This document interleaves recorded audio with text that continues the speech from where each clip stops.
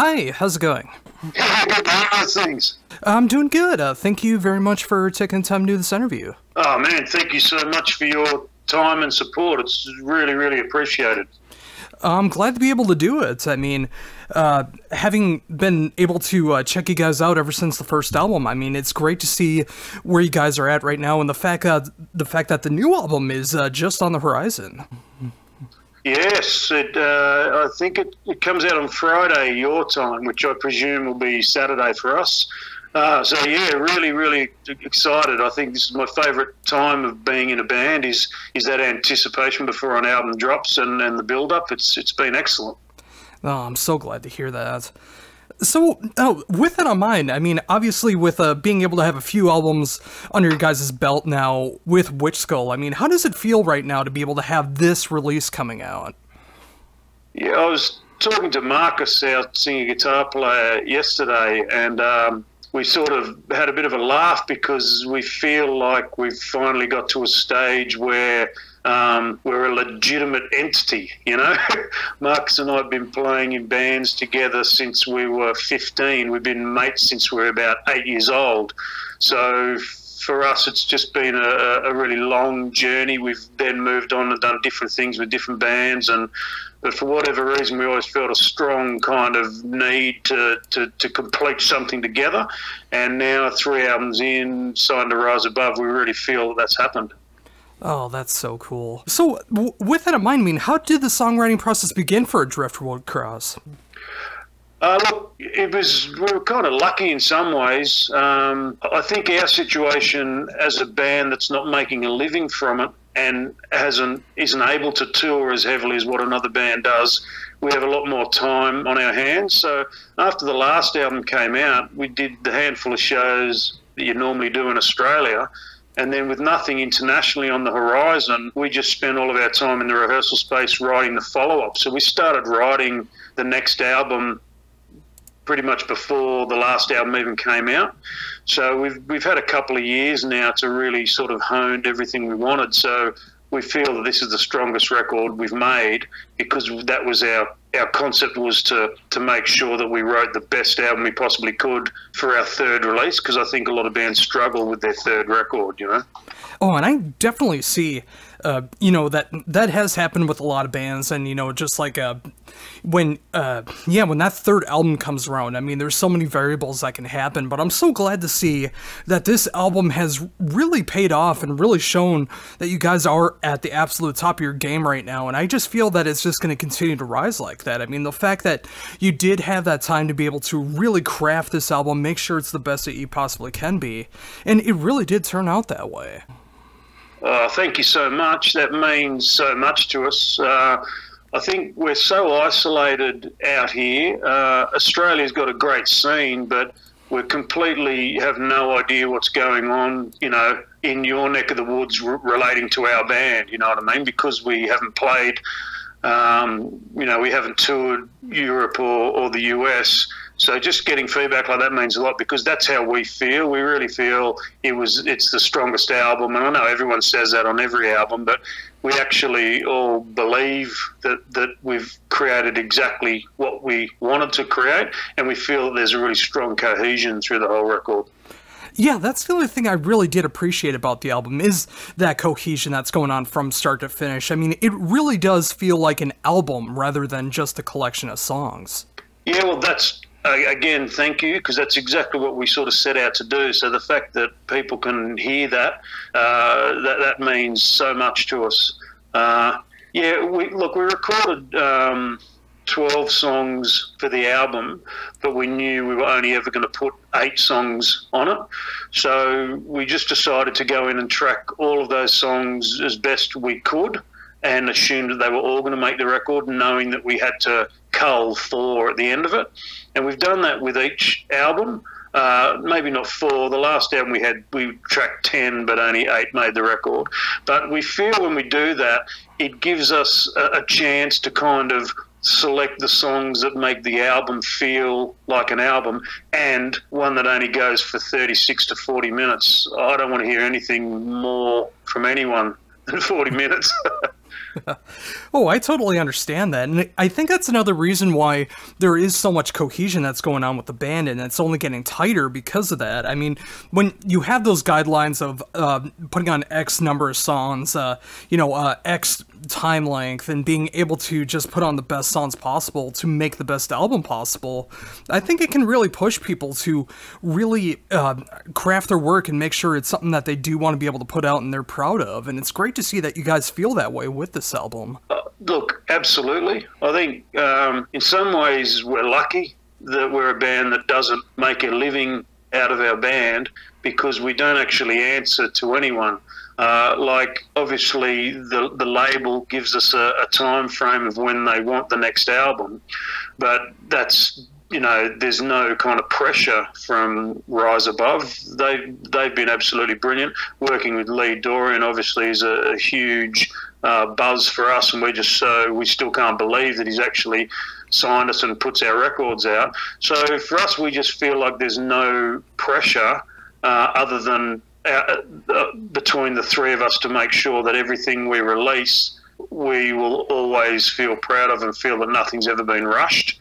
So we're 3 albums in, and all 3 of us wouldn't change a single song on any 3. So that's all that really matters, is that we believe in what we've done. Oh, very much so. And yeah, I'm glad that you brought that up with Lee Dorian. I mean, being able to be a part of his legendary label with so many great acts that have been a part of that label, past and present. I mean, it's such a cool thing to be able to see that you guys are a part of that label and being able to get some recognition from that. Well, look, for Marcus, it's always been Marcus's favourite label. Cathedral's been one of his favourite bands. So, he, always a dream of his, for the last sort of 20 years of his life, would to be, signed to Rise Above. So I was so happy that happened for him personally. But for Tony and I as well, it was just by far a much better result than we could have ever imagined. So the first album we released independently, but then STB Records in New York picked it up for a run of vinyl, and then Ripple Music picked it up. So we were sort of really stoked that happened.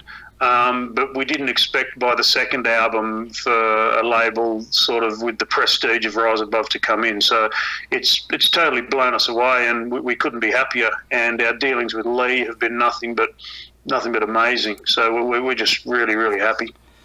And speaking of that as well, too, I mean, with being able to promote the album, like doing press, being able to talk about the album, you guys were able to put out a really cool video yesterday for This Silent Place, and I was able to check that out, and I really love the atmosphere that's going along with that, too, and it was just great to be able to see you guys playing together in the video, and just being able to, it really seemed like you guys had such a passion in that video, being able to play like that. Yeah, look, I think every time we play, whether it's at rehearsals or doing video clips, that's how we play. Like, we come out of rehearsals dripping wet from sweat, like we come off stage. Like, there's no kind of sort of take it easy mode with us. So it's just, I'm glad you liked it, because it was a very difficult video for a guy called Jeremy Belafonte, who sort of directed it and shot it with his brother.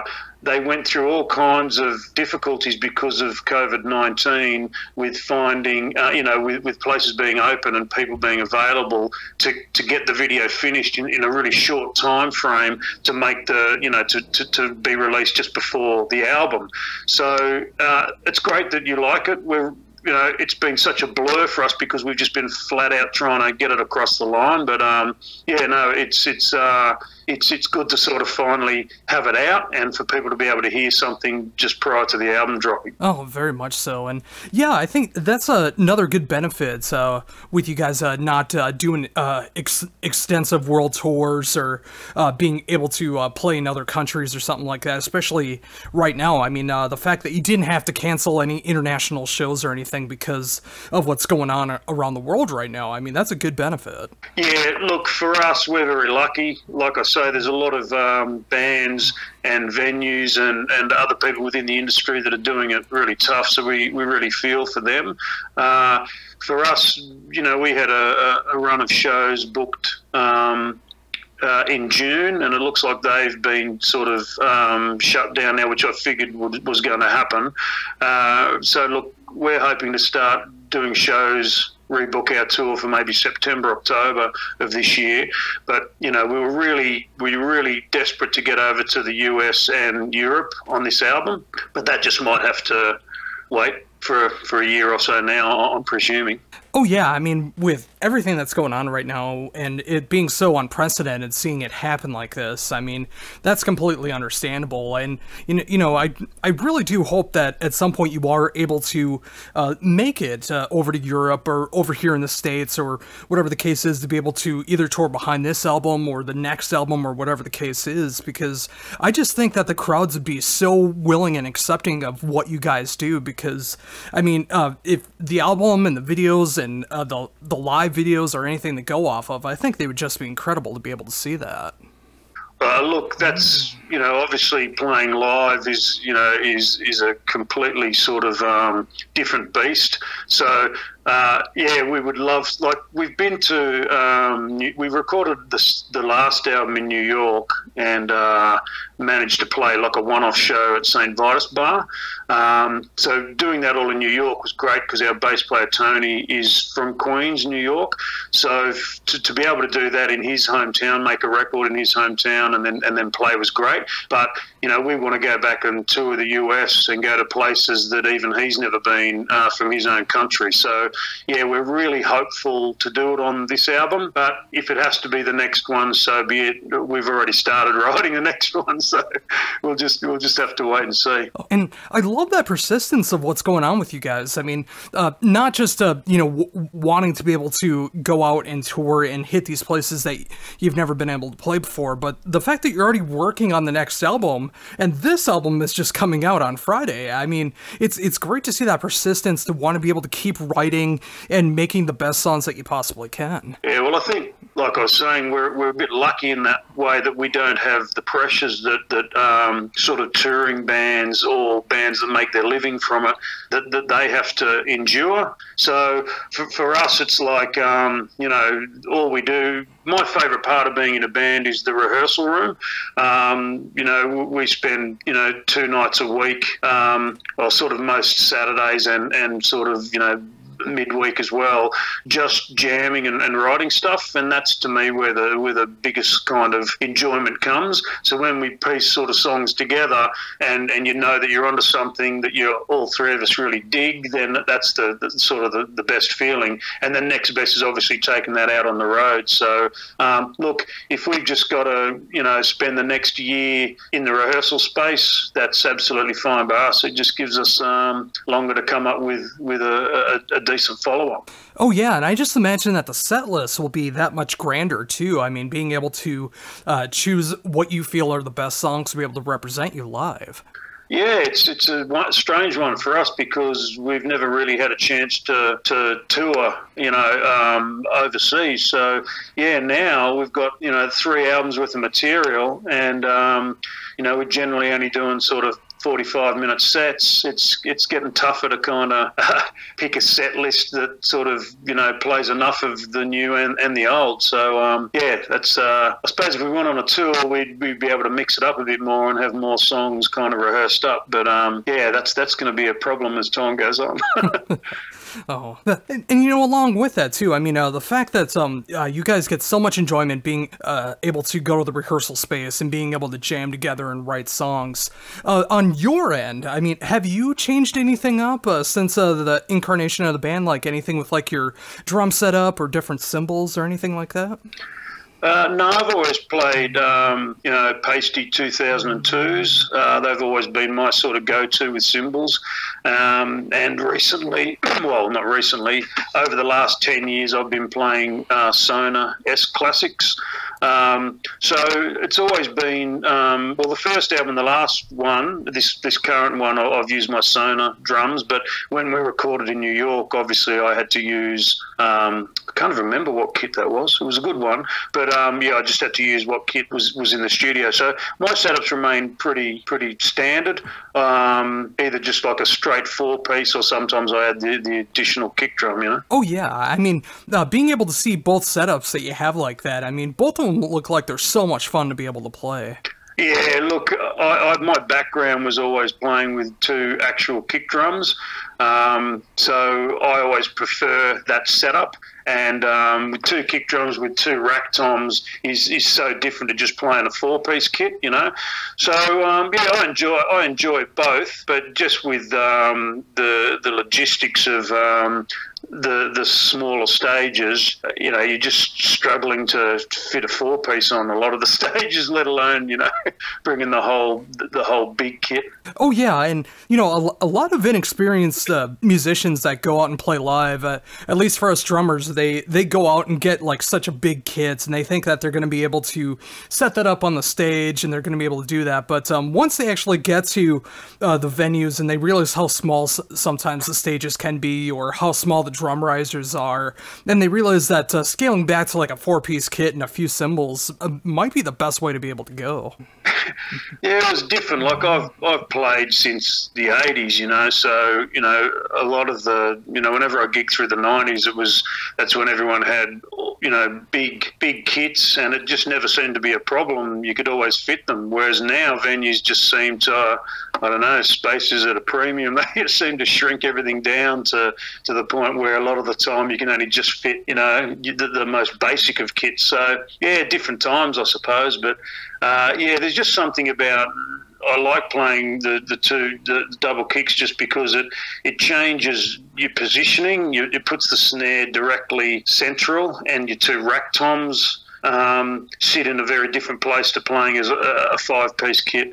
So yeah, it's interesting, but you know, I suppose you just got to go with what works best logistically, you know? Oh, for sure. And yeah, I'm very much the same way. Like with my kit, I have a full 8-piece kit that I have, and sometimes I'm able to put up the whole thing together. Other times I have to scale it back down to a 4-piece. And yeah, I mean, when I get the opportunity, I love being able to play with both kick drums because, you know, just like what you said, being able to have the snare directly in the center of you, and being able to have the toms like almost on either side of the snare, so you can just like do greater fills like that. Yeah, but it's strange, isn't it? Because the whole time you rehearse one way, all your muscle memory gets used to playing a certain way. So when you swap over, you have to concentrate a little bit more until you're used to it. So it's one of those things. I suppose as time goes on, if I was ever in a position where I could use a double kick kit the whole time, I think I probably would prefer to go down that path. But yeah, at the moment, I think it's probably going to be yeah, harder than just running the simplicity of a 4-piece. Oh, sure. And you mentioned before, along with that sonar kit, you got Peisty 2002s, which, I mean, those things sound absolutely incredible on the album, and it's great to see that you found that brand and series that you can really identify with, and being able to have that great sound that you can really know how to control. Yeah, look, I absolutely love them. Sometimes with the 2002 hats, I didn't use them on the last album because the producers and engineers were claiming that they're so bright and sharp, they can sometimes get picked up in all of the other mics and make it harder to get a decent mix. So they brought out a pair of hats that looked like they'd been dug out of a dumpster, you know what I mean? They were bent, and when I hit them, they sounded awful, and they said, look, don't worry, these things mic up and sound amazing. And I just couldn't believe how awful they sounded acoustically versus how they sounded on the album, just 2 completely different things. So that was interesting to me. But yeah, most of the time, this last album, everything was 2002s. So with that, I mean, when it comes to like the dimensions and the sizes, choices of the cymbals. I mean, does that matter much to you? Or when you're choosing like what crashes, what rides, hi-hats when it comes to the 2002s? Not really. You know, as you know, you crack cymbals, and when you crack them, the replacements tend to be either you cut the cracks out until they can no longer be cut out, or you end up just replacing them with something you find secondhand. Or when I buy new, I tend to just, you can go onto the website and you can listen to the differing sort of crash sounds per size. And to be honest, I generally go with 17-inch stuff. It just seems, for some reason, to just suit me better. And I don't have a massive ride either. I think my ride's 20-inch. So it's pretty, you know, I think I've got two 17 crashes and an 18 and a 20-inch ride, and then just 14-inch hats. So pretty standard sort of setup. Oh, well, sure. And yeah, I mean, just getting back into the sound that you're getting with the drums and the cymbals, I mean, when it comes to the production side of this album, I really love how the drums turned out. I mean, everything's just coming out so clear, and the cymbals are just sounding so crisp, and they sound so natural. It was great to be able to hear that great natural sound coming out of that kid. Look, thanks so much. We had a lot of assistance with that. This was the first time we'd gone to a studio in Melbourne called Toyland, and the guy that runs that studio, a guy called Adam Kaletsis, is a drummer. So working with him was phenomenal because he was able to, he was very, you know, cautious about making sure that drums were well tuned and also at the right tension in between takes. So things like snares, as you hit them, you know what I mean, they just sort of dull over time, but he'd be in there making sure that so you had cohesion over the whole of the record. And then our, you know, the guy who's been produced all of our records, Jason Fuller, once that was done, he wanted to sort of inject more of the overheads to get the cymbals to come through more on this one. And I think that's one of the things that's been missing a lot in modern music is cymbals tend to sort of get a bit sort of crushed out of the mix, you know what I mean? And the only way you can really bring them in is by opening up the sort of overhead room mics. But when you do that, you can sometimes, you know, you get that less direction miking of the drums. So it's a bit of a balance. But I was really happy with how the guys managed to sort of pull those sounds. I had a concept of what I wanted, but those guys really delivered for us. Yeah, and I was going to mention that as well too. I mean, particularly the cymbals, and you know, the fact that you can actually hear the cymbals, you can hear the individual crashes or hi-hat hits or ride hits. I mean, instead of it just being like having it all bleed and wash together. I mean, it sounds individual, and yeah, I mean, the fact that it was you know, being able to find that balance of the overhead mics and being able to just get that right sound behind it. I mean, I'm glad that they took the time to be able to do that, because I think it just really paid off being able to show that off and just give it its distinct sound. Yeah, well, we talked about it. We made sure on this album we wanted to have the first full day not recording anything, just purely working on pulling sounds. And having a drummer and a studio that is owned by a drummer is amazing, because I think as a drummer, but not just because I'm a drummer, it's like if a drum sound is poor on an album, it really diminishes the sound overall of a record. So to have a good drum sound is absolutely imperative to making a good sounding record. So we spent a lot of time making sure that we captured a good drum sound, and I'm really happy with it. Like I've got very good drums, you know what I mean? So that helps, but good drums and fresh skins, but really good mics, a really good drum room, and obviously there's no sound replacement going on. So that's what we're most sort of proud of, because that's how records used to be made, and you could hear different albums had a different snare sound, different kick sound, different guitar tones. Now I just find this saturation. I can't pick the difference between people's gear. And these triggered snares drive me mental, because it just hits at the same intensity all the way through, and it's actually detrimental to the songs. Like bands that I really like I struggle to listen to their albums because of the way the drums are triggered and sound replaced and sort of quantized to be like machines. I switch off. And it's not that the bands aren't good and the songs aren't good. It's just our approach to recording them has just changed so dramatically. I struggle with it. Oh, I couldn't agree more. And I'm glad that you did bring that up, especially when it comes to the snare triggered sound. I mean, when you have that sound sampled, I mean, it really does come off sounding the same intensity. I mean, there's no point in even doing ghost notes or being able to have different size dimension snares or anything like that, because it's all going to come out sounding the same anyways. And sometimes even live, I mean, they put the triggers on the snares, and even then it won't matter because it has that same sound behind it.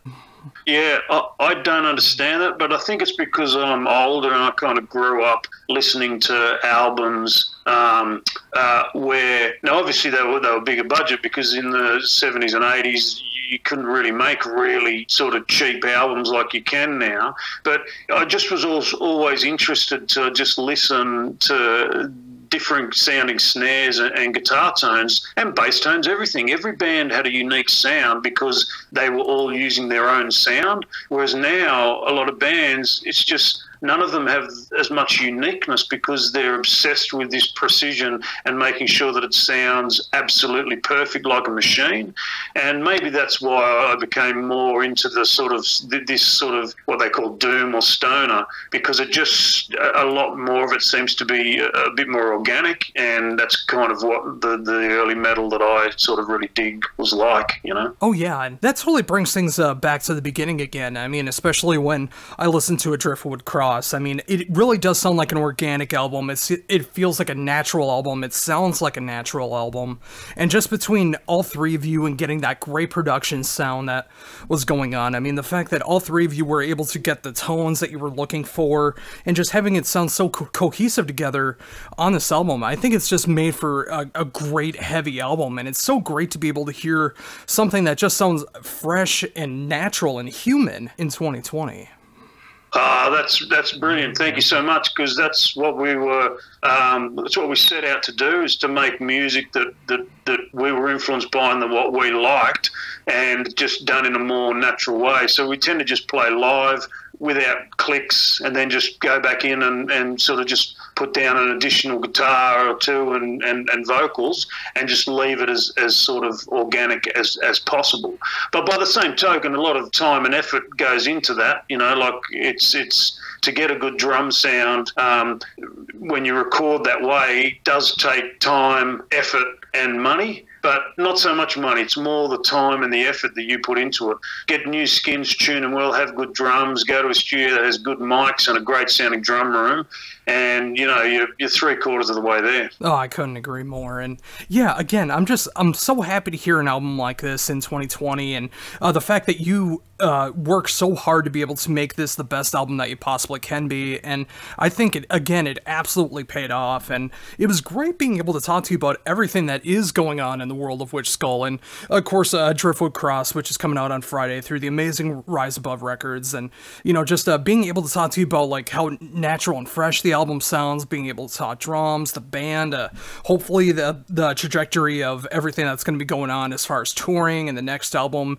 in the next year or so to come. And it was just great being able to talk to you about all of it. Oh mate, Josh, thank you so much, and thanks to the listeners, and I really appreciate it, and hopefully we'll see you on the road in 2021.